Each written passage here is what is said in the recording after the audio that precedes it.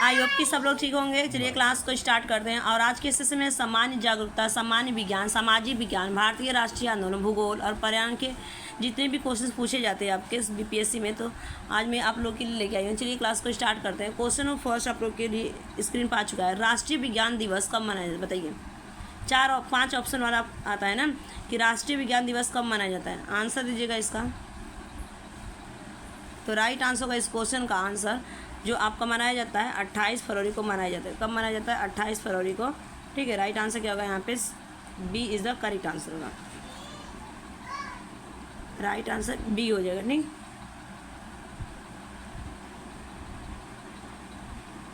B is the right answer होगा। उसके बाद चलेंगे हम नेक्स्ट क्वेश्चन की तरफ।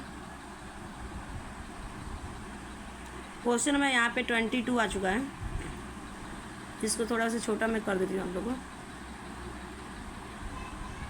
ठीक है, निम्नलिखित युग्मों में से कौन सा सही सुमेलित नहीं है? पूछा गया है कि निम्नलिखित युग्मों में से कौन सा सुमेलित नहीं है, माने सही नहीं है पूछा गया। तो क्वेश्चन नंबर 42 का राइट आंसर देगा। फ्लोरीन दिया गया फ्लोरीन युक्त कार्बन की यौगिक होता है। सेकंड दिया गया आपका शुष्क बर्फ ठोस कार्बन डाइऑक्साइड होता है। और थर्ड दिया गया कैरोटीन मानव चर्म के बाहरी परत में पाए जाने वाला प्रोटीन है। तो देखिए, जो शुष्क बर्फ होता है ये सभी को पता है कि कार्बन डाइऑक्साइड होता है। और कैरोटीन जो होता है कि जो हमारे बालों में और नाखून में पाया जाता है, एक तरह से प्रोटीन हो जाता है। लेकिन यहाँ पे 42 का जो राइट आंसर होगा, A is the right answer होगा यहाँ पे। ठीक है, राइट आंसर होगा इसका यहाँ पे फर्स्ट। ठीक है, नॉट क्वेश्चन पूछा गया था कि फ्लोरीन जो होता है आपका इससे नहीं होता है। ठीक है, तो 42 की अगर मैं बात करूँ तो इसका राइट आंसर ये लोहे में पाए जाने कार्बन के पहले 2 जो अप्रूव ग्रेफाइट और हीरा होते हैं। ठीक है, कार्बन का तीसरा जो अप्रूव होता है वो क्या होता है? फ्लोरीन होता है। इसकी खोज जो फ्लोरीन की खोज की गई थी 1985 में। ब्रिटेन के जो एक विज्ञानी थे उनका नाम था हैरोल्ड क्रोटो था। ठीक है, और ये अमेरिका के रहने वाले थे। उसके बाद चलेंगे हम नेक्स्ट क्वेश्चन की तरफ। क्वेश्चन में यहाँ पे 43 आ चुका है। स्टेनलेस स्टील मिश्र धातु बताइएगा। स्टेनलेस स्टील मिश्र धातु किसका है? तो जो स्टेनलेस स्टील मिश्र धातु है आपका एक तरह से ये कंपाउंड होता है। तो राइट आंसर क्या होगा यहाँ पे? Third is the correct answer होगा। लोहे और क्रोमियम का बना होता है। ठीक है, स्टेनलेस स्टील जो होता है स्टेनलेस स्टील मिश्र धातु होता है और लोहे और क्रोमियम का बना होता है। यहाँ पे जो आपका लोहे और क्रोमियम का मिश्रण होता है और जिसको हम क्या बोलते हैं? स्टेनलेस स्टील कहा जाता है, जो वायुमंडल या कार्बनिक और अकार्बनिक अम्लों से खराब नहीं होता है। ठीक है, और इस्पात में इसकी अपेक्षा क्या होती है? अधिक रहती है। ठीक है, इसका ताप अधिक रहता है। उसके बाद चलेंगे नेक्स्ट क्वेश्चन की तरफ। क्वेश्चन नंबर यहाँ पे 44 आ चुका है। बताइएगा इसका आंसर। लौंग क्या है? लौंग पूछा गया है कि लौंग क्या है। 5 ऑप्शन दिए गए हैं कि आपका तना की गांठें हैं, सेकेंड दिया गया जड़ की गांठें हैं, थर्ड दिया गया बंद कलियाँ हैं। तो ये आप सभी को पता है कि जो लौंग होती है जब हमारा दांत दुखता है तो ये रखा जाता है दांतों में, और एक तरह से आयुर्वेदिक दवा होती है। और ये आपका राइट आंसर हो जाएगा यहाँ पे बंद कलियाँ हैं। Third is the correct answer होगा इस क्वेश्चन का। ठीक है, उसके बाद चलेंगे हम लोग क्वेश्चन 45 का यहाँ पे दिखा देंगे, फिर इसका आंसर दिखाऊंगे। ठीक है, निम्नलिखित ग्रहों को उनकी सूर्य से दूरी के बढ़ते क्रम में व्यवस्थित करना है। ठीक है, तो सबसे पहले कौन सा आता है और कौन सा लास्ट में आता है? तो यहाँ पे देखिए, अगर मैं बात करूँ तो यहाँ पे आपको ऑप्शन दिखा रही हूँ नीचे, पहले आप लोग देख लीजिएगा कि निम्नलिखित ग्रहों को उनकी सूर्य से बढ़ते क्रम में व्यवस्थित कीजिए। तो पहला आपका प्लूटो है, सेकेंड आपका पृथ्वी है, थर्ड आपका बृहस्पति है, फोर्थ यूरेनस। ठीक है, उसके बाद यहाँ पे ऑप्शन दिया गया है। तो देखिए यहाँ पे अगर मैं बात करूँ तो सबसे पहले आता है इस क्वेश्चन का 45 का, जो 45 का आंसर होगा यहाँ पे पहला इज़ द राइट आंसर। सबसे पहले आपका आएगा पृथ्वी। ठीक है, यहाँ पे अगर मैं बात करूँ तो सबसे पहले आएगा आपका पृथ्वी आ जाएगा, उसके बाद आपका बृहस्पति आ जाएगा, उसके बाद आपका यूरेनस आ जाएगा, उसके बाद आपका लास्ट में प्लूटो आता है। ठीक है, प्लूटो आता है। तो ये आपके हो जाएंगे यहाँ पे। तो ये सेकेंड वाला जो आएगा, सेकेंड के बाद थर्ड है, थर्ड के बाद आपका यहाँ पे फोर्थ है, फोर्थ के बाद आपका फिफ्थ है। ठीक है, तो स्कूट में आपको दिया गया है, तो स्कूट का राइट आंसर होगा यहाँ पे first is the correct answer होगा। ठीक है, राइट आंसर क्या होगा? फर्स्ट वाला। उसके बाद चलेंगे नेक्स्ट क्वेश्चन की तरफ। थोड़ा सा इसको मैं जूम कर दे रही हूँ ना, आप क्वेश्चन का आंसर दीजिएगा आप लोग। निकट दृष्टि दोष को ठीक किया जाता है। बताइएगा, निकट दृष्टि दोष को ठीक किया जा सकता है, माने पास की उसको दिखाई देता है, दूर का दिखाई नहीं देता है, तो किस लेंस का प्रयोग किया जाता है? इसका मतलब ये होता है निकट दृष्टि दोष को ठीक किया जा सकता है। तो इसका राइट आंसर हो जाएगा आप लोगों का अवतल लेंस प्रयुक्त करके। ठीक है, अवतल लेंस प्रयुक्त करके हो जाएगा B, second is the right answer. ठीक है, उसके बाद हम चलेंगे नेक्स्ट क्वेश्चन की तरफ। नेक्स्ट क्वेश्चन आ चुका है यहाँ पे, इसको थोड़ा सा चलिए, माँ और शिशु के बीच गले लगने या चुम्बन निम्न हार्मोनों में से किसके मोचन को प्रेरित करता है, बताइएगा। जो माँ और शिशु के बीच गले लगने पर या चुम्बन निम्न हार्मोनों में से किसके मोचन को प्रेरित करता है, इस क्वेश्चन का राइट आंसर देगा। राइट आंसर सेकेंड हो जाएगा, ठीक है। नॉर एड्रीनलेनिन होता है, ठीक है। इसका राइट आंसर क्या होगा, नॉर एड्रीनलेनिन होगा, जो माँ और शिशु के बीच गले लगने या चुम्बन निम्न हार्मोन से इसका जो होता है प्रेरित होता है, ये आपका नॉर एड्रीनलेनिन होता है। उसके बाद चलेंगे नेक्स्ट क्वेश्चन की तरफ। यहाँ पे आ चुका है नेक्स्ट क्वेश्चन, भौतिक परिवर्तन का एक उदाहरण है, बताइएगा कि भौतिक परिवर्तन का क्या एक उदाहरण है। इस क्वेश्चन का राइट आंसर बताइए। भौतिक परिवर्तन, हवा में चांदी के बर्तनों का काला होना, तो देखिए ये रासायनिक है, ठीक है। एक ही यहाँ पे ऑप्शन बचा गया है कि जो आपका हवा में चांदी के बर्तनों का काला होना ये आपका रासायनिक परिवर्तन है, लेकिन यहाँ पे मोमबत्ती का जलना ये आपका भौतिक है, ठीक है। तो राइट आंसर क्या होगा, second is the correct answer होगा। उसके बाद हम चलेंगे नेक्स्ट क्वेश्चन की तरफ। नेक्स्ट क्वेश्चन आ चुका है, इस क्वेश्चन का आंसर देगा कि निम्नलिखित में से कौन सा पोटेशियम अल्पता से संबंध है। निम्नलिखित में से कौन सा पोटेशियम अल्पता से संबंध है, तो राइट आंसर क्या होगा। तो राइट आंसर होगा, इस क्वेश्चन का आंसर दीजिएगा, चैट बॉक्स में कमेंट कीजिएगा। तो जो यहाँ पे पूछा गया पोटेशियम अल्पता से संबंधित है, तो राइट आंसर होगा यहाँ पे second is the correct answer होगा, निम्न रक्तचाप वाला, ठीक है। इसमें क्या हो जाएगा, second is the correct answer होगा, निम्न रक्तचाप वाला हो जाएगा। उसके बाद चलेंगे नेक्स्ट क्वेश्चन की तरफ। 50 वाला क्वेश्चन आ गया है कि जब कोई प्रतिक्रिया नहीं होती है तब भाप गुजरती है ऊपर से, बताइएगा। जब कोई प्रतिक्रिया नहीं होती है तो भाप गुजरती है ऊपर से, तो आंसर क्या होगा, आंसर बताइएगा। तो राइट आंसर होगा इस क्वेश्चन का यहाँ पे first is the correct answer होगा, ठीक है। एल्युमिनियम, जो एल्युमिनियम हो जाएगा, इसका राइट आंसर क्या होगा, एल्युमिनियम हो जाएगा। कि जब कोई प्रतिक्रिया नहीं होती तब भाप गुजरती है ऊपर से एल्युमिनियम का, तो राइट आंसर क्या होगा। एल्युमिनियम के साथ जो गुजरने पर, ठीक है, हाइड्रोजन गैस बनता है और धातु पर एल्युमिनियम से हल्की पर चढ़ने से उसकी संरक्षा होती है, तो राइट आंसर फर्स्ट, ठीक है। कुछ इस पर था नोट्स, जिससे मैं आपको बता दे रही हूँ। नेक्स्ट चलते हैं। एक सामान्य शुष्क सेल में विद्युत अपघटय होता है, बताइए। एक सामान्य शुष्क सेल में विद्युत अपघटय होता है, किस तरह का होता है विद्युत अपघटय, बताइए। क्वेश्चन नंबर 51 का राइट आंसर क्या होगा। तो राइट आंसर होगा यहाँ पे जो एक सामान्य शुष्क सेल से विद्युत अपघटय होता है, तो यहाँ पे राइट आंसर अमोनियम क्लोराइड, ठीक है। अमोनियम क्लोराइड हो जाएगा, third is the right answer होगा अमोनियम क्लोराइड हो जाएगा, ठीक है। इसके कुछ यहाँ पे इंपॉर्टेंट पॉइंट्स है। जो शुष्क सेल में प्रेरित होने वाले विद्युत विलयन के रूप में होता है, ठीक है। इसमें जो जस्ते का बर्तन होता है, ठीक है, जस्ते का बर्तन जिसमें मैग्नीशियम ऑक्साइड, नौसेदार और कार्बन आदि का ये मिश्रण होता है, ठीक है। कार्बन की छड़ जो होता है एनोड का, तथा जस्ते का जो होता है बर्तन होता है वो कैथोड का काम करता है, ठीक है। और जो इसका अपघटय होता है अमोनियम क्लोराइड, ठीक है। इस सेल का प्रयोग रेडियो में किया जाता है, ट्रांजिस्टर में किया जाता है और टार्च आदि उपकरणों में भी किया जाता है, ठीक है। ये नोट्स आप लोग लिख लीजिएगा, दोबारा आप लोग सुन लीजिएगा। उसके बाद चलते हैं नेक्स्ट क्वेश्चन पर आ जाते हैं। यहाँ पे आ जाते हैं, कुछ कूट वाले क्वेश्चंस आते हैं आपको मैचिंग करने के लिए।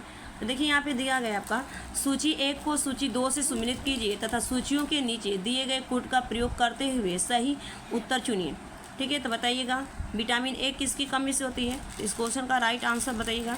देखिए पहले यहाँ पे मैच कर लीजिए विटामिन, देखिए विटामिन रेटिनॉल विटामिन ए का नाम होता है, ठीक है। वैज्ञानिक नाम क्या होता है, रेटिनॉल विटामिन ए का। तो मैच कीजिएगा, इसकी कमी से क्या होता है, रेत्र सुख का लाल होना। उसके बाद टोकोफेरॉल दिया है, टोकोफेरॉल विटामिन डी का रासायनिक नाम होता है, तो इसका राइट आंसर होगा वंध्यता, ठीक है। पिराडॉक्सिन दिया गया है, तो पिराडॉक्सिन जो होता है यहाँ पे राइट आंसर इस क्वेश्चन का अगर मैं बात करूँ, पिराडॉक्सिन जो होता है आपका पिराडॉक्सिन 52 का मैच करते हैं, ठीक है। 52 का मैच करते हैं,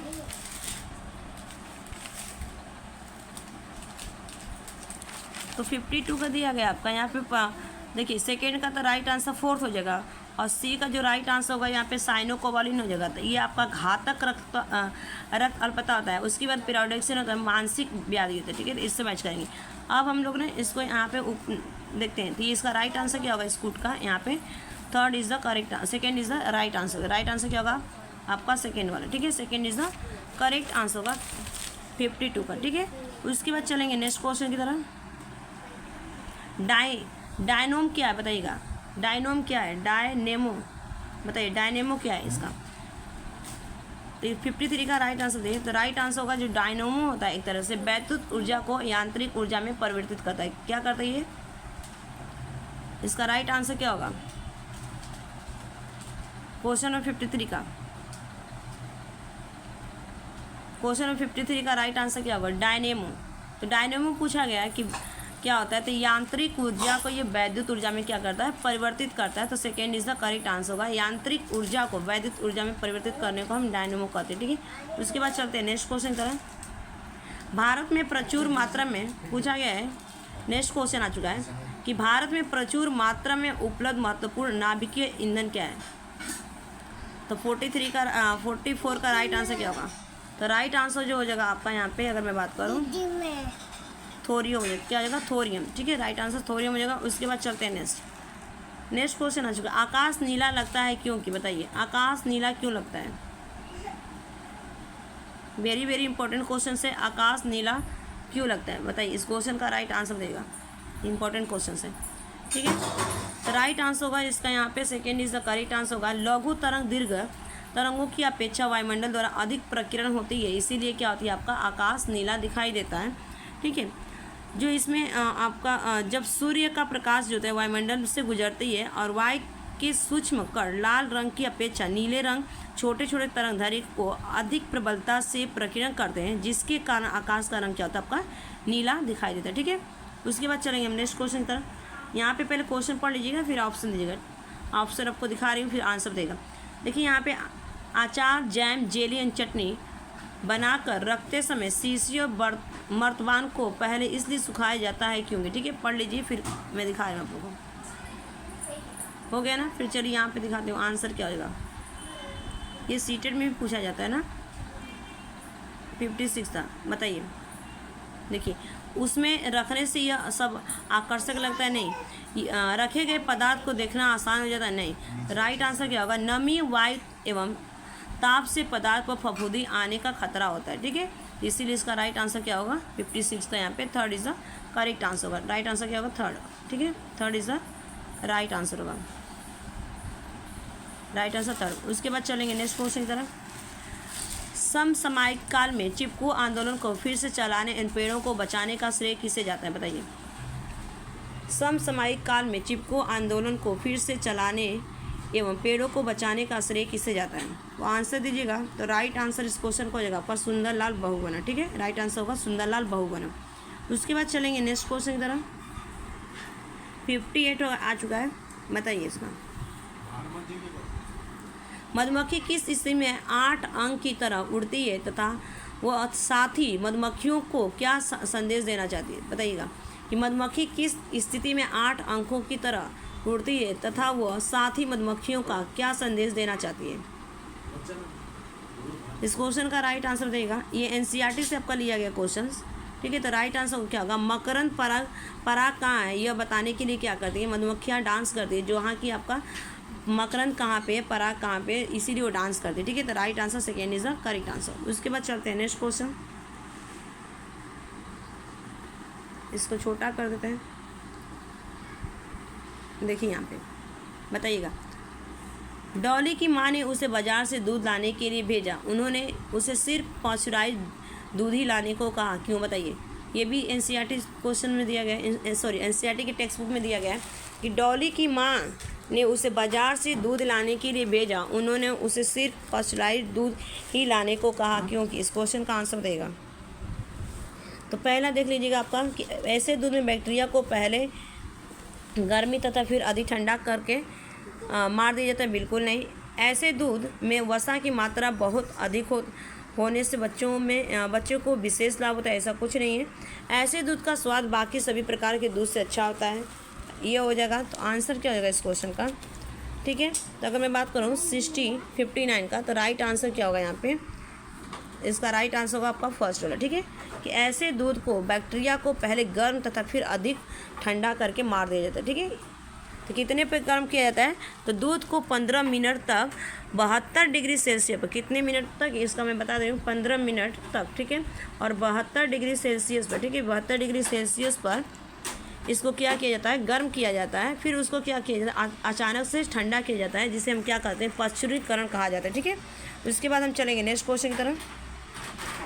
यहाँ पे देखिए नेक्स्ट क्वेश्चन आ चुका है कि प्रकाश संश्लेषण के समय पौधे का कौन सा भाग भोजन बनाने का कार्य करता है। ये सभी को पता है कि प्रकाश संश्लेषण के समय पौधे का कौन सा भाग भोजन बनाने का कार्य करता है। तो राइट आंसर क्या होगा इस क्वेश्चन का, यहाँ पे पत्तियाँ हो जाएगा। Third is the correct answer. जो पत्तियाँ होती है ना, आपको इसमें फूड फैक्ट्री होती है जो पौधे के लिए भोजन बनाती है, और सूर्य की प्रकाश की उपस्थिति में प्रकाश संश्लेषण होता है।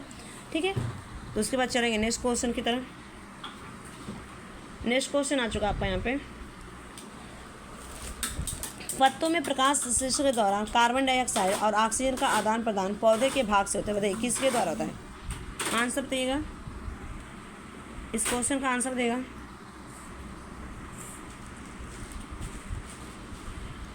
नेक्स्ट क्वेश्चन आ चुका है, पत्तों में प्रकाश संश्लेषण के दौरान कार्बन डाइऑक्साइड और ऑक्सीजन का आदान प्रदान पौधे के भाग से होता है।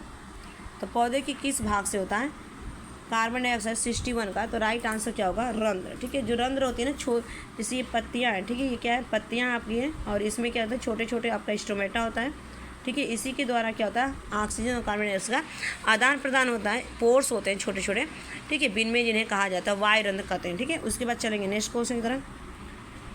नेक्स्ट क्वेश्चन आ चुका है यहाँ पे, ऐसा देखा गया कि रेगिस्तान में पौधे की जड़ें बहुत पतली तथा लंबी होती है, क्यों, बताइए क्यों होती है। ठीक है, तो आंसर दीजिएगा इस क्वेश्चन का। राइट आंसर क्या होगा, बताइए। तो राइट आंसर यहाँ पे हो जाएगा आपका कि पानी ज़मीन में काफ़ी गहराई में होने के कारण जड़ों को पत्ती तक पहुँचने के लिए ऐसा बनना पड़ता है। ठीक है, पानी क्या होती है, बहुत अंदर रहती है, इसीलिए ज़मीन के अंदर जड़ों को पत्ती तक पहुँचने के लिए, ठीक है, जड़ों को जो होती है पत्ती तक पहुँचने के लिए ऐसा उनको बनना पड़ता है। Third is the right answer. उसके बाद चलेंगे नेक्स्ट क्वेश्चन आ चुका आपका कि मौलिक कर्तव्यों को भारतीय संविधान में वर्ष डैश में शामिल किया गया था। बताइएगा, मौलिक कर्तव्यों को भारतीय संविधान में वर्ष डैश में शामिल किया गया। तो राइट आंसर क्या होगा, तो राइट आंसर होगा यहाँ पे 1976 में शामिल किया गया था। कब शामिल किया गया था, 1976। Third is the correct answer होगा। जो मौलिक कर्तव्य हमारे 1976 में शामिल किया गया था। ठीक है, मौलिक कर्तव्यों को भारतीय संविधान के भाग 4A में, ठीक है, ए के तहत अनुच्छेद 51 के में शामिल किया गया। ठीक है, स्वर्ण सिंह समिति ने 1976 में, ठीक है, मौलिक कर्तव्यों को सिफारिश की, और इनमें जो इनके 1975 से लेकर 1977 के अंतर्गत आपातकाल के दौरान महसूस की गई थी। ठीक है, उसके बाद चलेंगे नेक्स्ट। केंद्रीय प्रदूषण नियंत्रण बोर्ड की स्थापना सरकार द्वारा वर्ष डैश में की गई। बताइएगा 64 का आंसर क्या होगा, 64 का आंसर बताइएगा आप लोग। तो राइट आंसर होगा इस क्वेश्चन का 1974। ठीक है, 1974 हो जाएगा इस क्वेश्चन का। यहाँ पे राइट आंसर क्या हो जाएगा, 1974। ठीक, उसके बाद चलेंगे हम 1974। तो यहाँ पे कुछ नोट्स है कि जो केंद्रीय प्रदूषण नियंत्रण बोर्ड थी आपके एक वैधानिक संगठन था जिसका गठन जल प्रदूषण की रोकथाम और नियंत्रण किया गया था। अधिनियम अगर बात करूँगी तो 1974 सितंबर 1974 में किया गया था। ठीक है, और इसे वायु प्रदूषण की रोकथाम भी किया गया था, और 1981 के तहत शक्ति और कार्य सौंपे गए थे। उसके बाद चलेंगे नेक्स्ट क्वेश्चन की तरफ। निम्नलिखित में से कौन सी भारतीय रेलवे की सबसे पुरानी उत्पादन इकाई है। निम्नलिखित में से कौन सी भारतीय रेलवे की सबसे पुरानी उत्पादन की इकाई है, बताइएगा। तो राइट आंसर होगा यहाँ पे थर्ड, चित्तरंजन लोकोमोटिव वर्कर्स। ठीक है, चित्तरंजन लोकोमोटिव वर्कर्स जो थे, इनका नाम, ठीक है, सेनापति नेता और राजनेता देशबंधु चित्तरंजन दास के नाम पर रखा गया। ठीक है, रखा गया था। ठीक है, ये इनका नाम जो रखा गया था सेनापति नेता और राजनेता देशबंधु के नाम से। इसकी जो उत्पादन गति की गई थी 26 जनवरी 1950 को शुरू हुई, जिस दिन भारत गणतंत्र बना। चित्तरंजन लोकोमोटिव वर्क्स का प्रारंभिक उत्पादन स्टीम लोकोमोटिव था। ठीक है, उसके बाद चलेंगे नेक्स्ट क्वेश्चन की तरफ। देखिए नेक्स्ट क्वेश्चन आ चुका है आपका यहाँ पे अनुच्छेद, इसको छोड़ दीजिए, यहाँ पे आ जाइए, यहाँ पे आ जाइए। ठीक है, नेक्स्ट क्वेश्चन आ चुका है मैग्सेसे पुरस्कार विजेता पहले भारतीय कौन थे? रेमन मैग्सेसे पुरस्कार विजेता पहले भारतीय कौन थे? तो राइट आंसर होगा यहाँ पे इस क्वेश्चन का विनोबा भावे थे। कौन थे? विनोबा भावे थे। Vinoba Bhave is the correct answer हो जाएगा।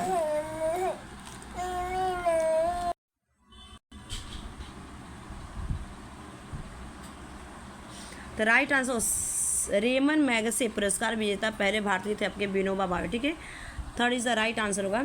इसको जो विनोबा भावे थे आपके संग्राम सेनानी और सामाजिक कार्यकर्ता भी थे और गांधीवादी ये नेता थे। 1958 में इनको ये पुरस्कार दिया गया था, रेमन मैग्सेसे पुरस्कार मिला था। ठीक है, उसके बाद चलेंगे नेक्स्ट क्वेश्चन की तरफ। ऊर्ध्वपातन क्या है? पूछा गया कि ऊर्ध्वपातन क्या है। ऊर्ध्वपातन क्या बताइएगा? इस क्वेश्चन का राइट आंसर क्या होगा?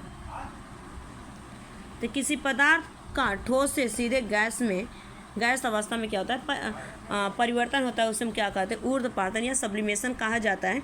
जो आपका ऊर्ध्वपातन, जैसे आपका जो गोली रखी जाती है कपड़ों में ना, वो क्या होती है? अगरबत्ती हो गया, एग्जाम्पल्स हो गए, गोली हो गई, ये सारे क्या है? जैसे नेपथलीन की गोली हो जाती है। हाँ, ठीक है, और इनको ही हम क्या कहते हैं? ऊर्ध्वपातन या मोमबत्ती जो होती है।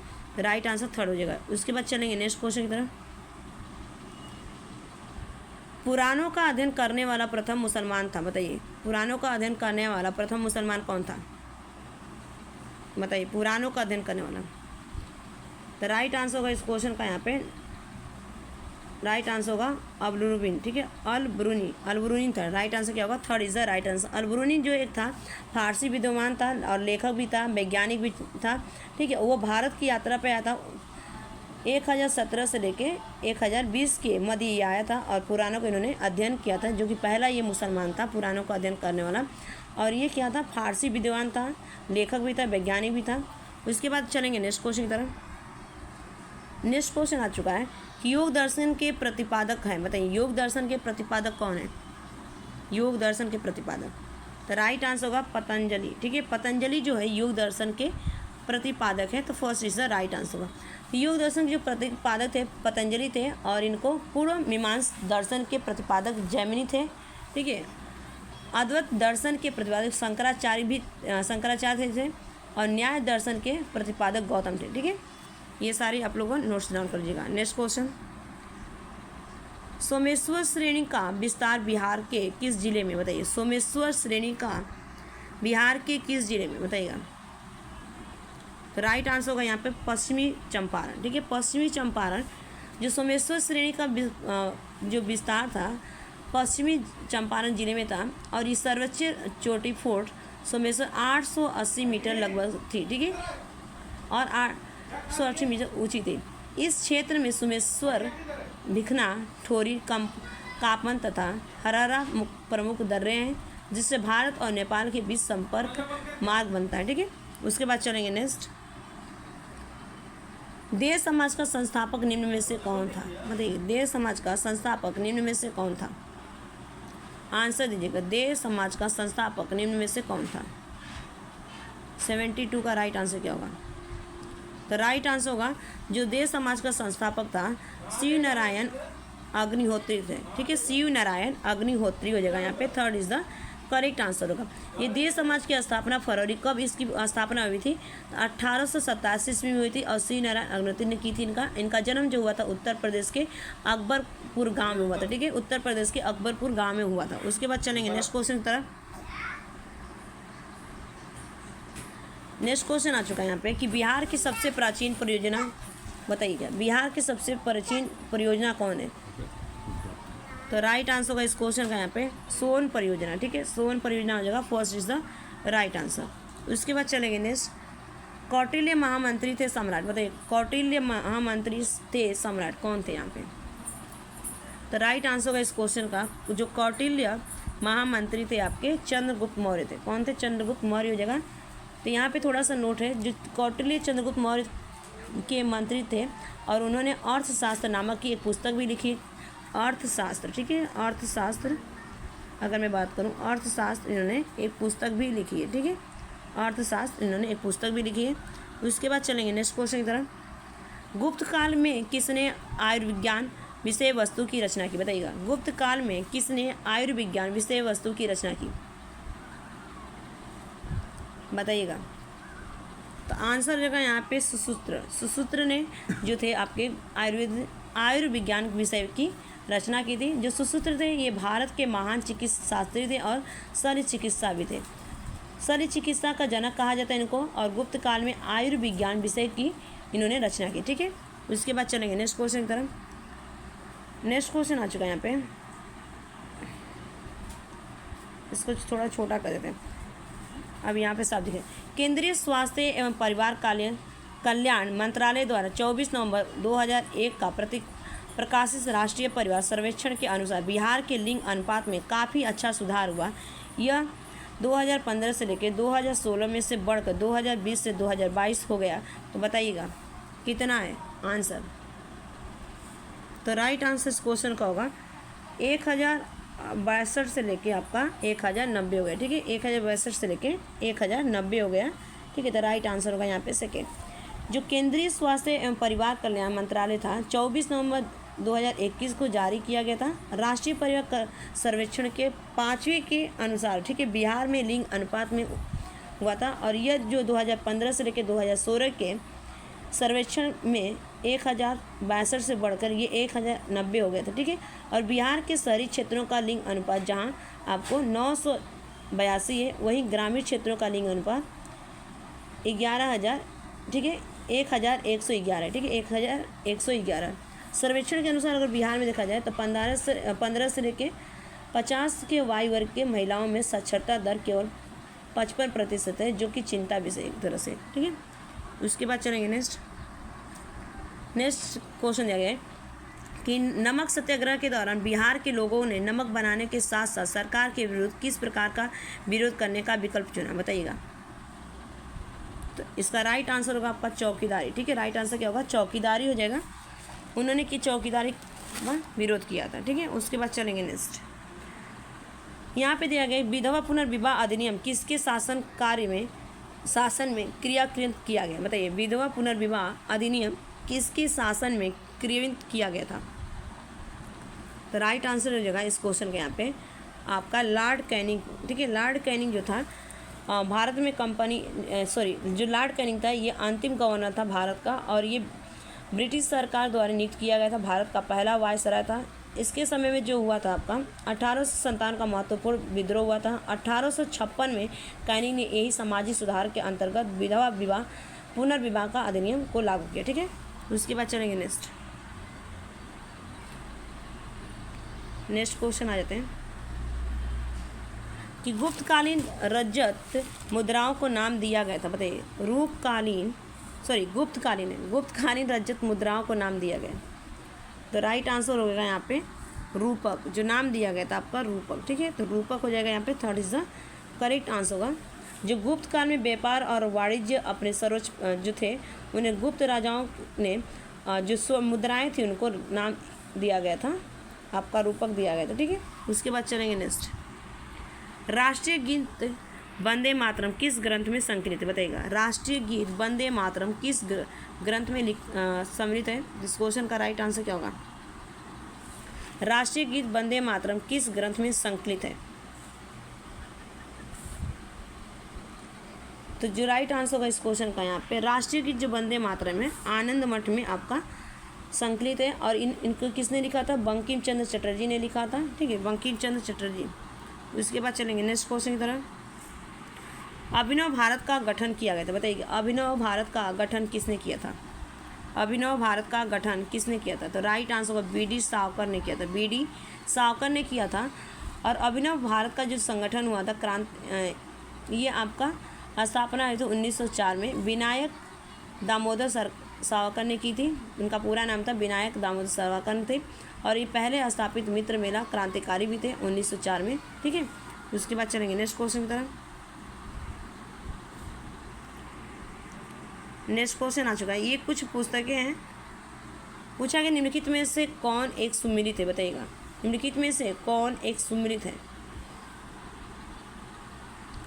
तो राइट आंसर अगर सुमिलित की बात करें तो यहाँ पे second is the correct answer. Rafiq Zakaria the man who divided India इनकी पुस्तक थी। ठीक है, रफीक जकरिया का पुस्तक का नाम था दी मैन हु डिवाइडेड इंडिया। और यहाँ पे वैलेंटीन सिरोल जो है, वैलेंटीन सिरोल किसकी पुस्तक थी। आप लोग कमेंट करिएगा। उसके बाद चलते हैं नेक्स्ट क्वेश्चन की तरफ। बिहार में गंगा नदी में दक्षिण दिशा से मिलने वाली नदियों में कौन नहीं है? बिहार में गंगा नदी में दक्षिण दिशा से मिलने वाली नदियों में कौन नहीं है? तो राइट आंसर होगा यहाँ पे महानंदा। ठीक है, महानंदा हो जाएगा, सी इज़ द करेक्ट आंसर। जो कि गंगा नदी बिहार की प्रमुख नदी है और चौसा के निकट ये बिहार के मैदान में प्रवेश करती है और बिहार के मैदान को दो भागों में बांटती है, बंगाल में प्रवेश करती है। ठीक है, और गंगा नदी में दक्षिण दिशा से मिलने वाली नदियों में प्रमुख जैसे आपका कर्मनाशा, सोन, पुनपुन, फाल्गुन तथा किऊल, जबकि महानंदा बिहार में गंगा नदी में उत्तर दिशा से मिलती है। ठीक है, जो महानंदा नदी जो है आपका उत्तर दिशा से मिलती है। ठीक है, दक्षिण से पूछा गया, तो जो उत्तर से मिलने वाली कुछ नदियां हैं यहाँ पे मिलने वाली है कि प्रमुख नदियां हैं जैसे घाघरा, गंडक, बूढ़ी गंडक, बागमती, कमला, कोसी तथा महानंदा। ठीक है, जो कोसी आपका ना बिहार का शोक नदी के नाम से भी जाना जाता है। उसके बाद चलेंगे नेक्स्ट। चंपारण का सत्याग्रह वर्ष डैश में हुआ था? बताइए, चंपारण का सत्याग्रह डैश में कब हुआ था? सत्याग्रह, चंपारण का सत्याग्रह किस वर्ष हुआ था?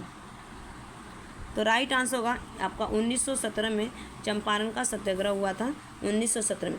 ठीक है, और बिहार के चंपारण जिले में महात्मा गांधी ने इनका नेतृत्व किया था, किसान विद्रोह था। ठीक है, 1914 से लेकर 1916 के बीच में किसानों ने नील की खेती के खिलाफ, ब्रिटिश सत्ता के खिलाफ इन्होंने विद्रोह किया था। ठीक है, उसके बाद चलेंगे नेक्स्ट क्वेश्चन है, गांधी जी ने जिस विदेशी पत्रकार को दांडी मार्च के समय अपने साबरमती आश्रम में ठहराया था वो कौन था? बताइएगा, साबरमती आश्रम में ठहराया था। इस क्वेश्चन का राइट आंसर आप लोग दिया होगा वेब मिलर। कौन थे? वेब मिलर थे। वेब मिलर एक अमेरिकी पत्रकार थे और 78वें स्वयंसेवकों में शामिल थे, जिन्होंने 12 मार्च 1930 को साबरमती में इनको प्रस्थान किया गया था या इनको ठहराया गया था, रुका गया था। उसके बाद चलेंगे नेक्स्ट क्वेश्चन की तरफ। ये हो गया आज के लिए इतना है। Thanks for watching this video. Bye bye, take care, have a nice day.